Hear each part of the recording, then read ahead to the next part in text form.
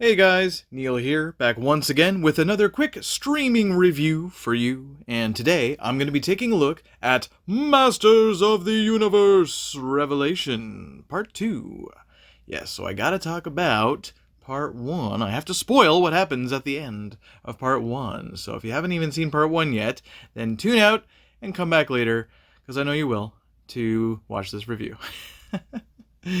Anyway, there's no spoilers for part 2 here, really, except for the very first part. I do have to mention Prince Adam is alive. Okay, I'm just going to say that right now. Prince Adam is alive. So what happens in part 1 here is that Prince Adam winds up getting stabbed in the back by Skeletor, who then steals the power.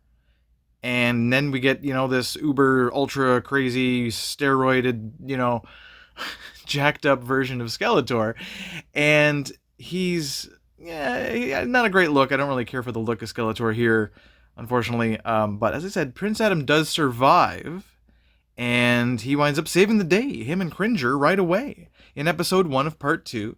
So anybody that was kind of like, not enough He-Man and Skeletor in part 1, and I kind of get that, because there really wasn't a lot of He-Man and Skeletor in part 1. It was mainly focusing on secondary characters and the consequence, of the fallout of Prince Adam, being revealed as He-Man and things like that. It was mainly focusing on Teela and Evelyn. Now, part 2 is not that much different. It does also focus on Teela and Evelyn, but it balances it out quite well with lots of shots of He-Man and Skeletor, or at least Prince Adam anyway. So we get the answer to an interesting question, which is what happens if somebody else picks up the sword and calls down the power? And how important is the sword to bringing down the power? Well, I'm not going to spoil what happens, but we find out that as well. What happens if you don't have the sword and you try to call down the power? Interesting situation. So these are things that we haven't really seen before, or at least I haven't, in the original Filmation series back in the day, or even in the early 2000s in that excellent series that told the origin of Skeletor.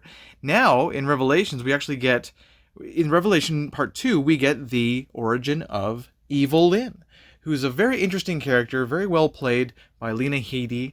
And I also got to say Teela is really well performed as well here, and we get to see her evolution into another character, which is really cool. These characters are progressing, but at the same time we're still getting ample amounts of He-Man, Skeletor, Battlecat, Panther, and we're getting a whole bunch of secondary characters that we haven't seen much of before, such as Fisto and Clamp Champ, and other, side characters like Beastman, and I really like seeing a new side of Beastman here as well.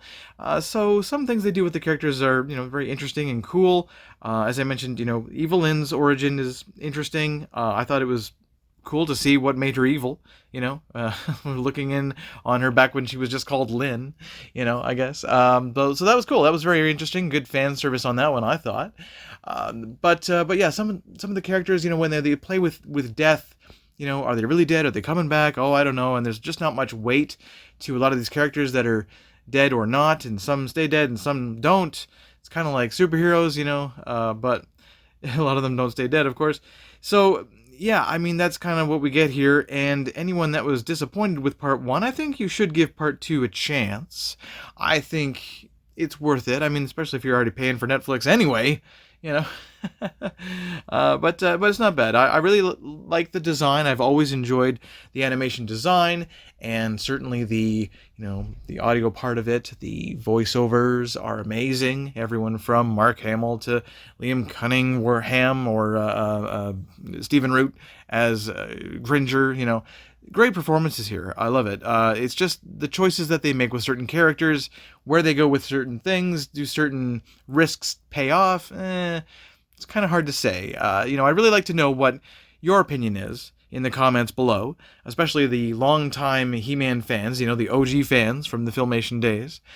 And I want to know what you thought about part 2, if you gave it a chance, and hopefully you did, because it's not bad. It's not great, but it's not bad. I'm going to give Masters of the Universe Revelation Part 2 a 7 out of 10. That's all from me, guys, for today.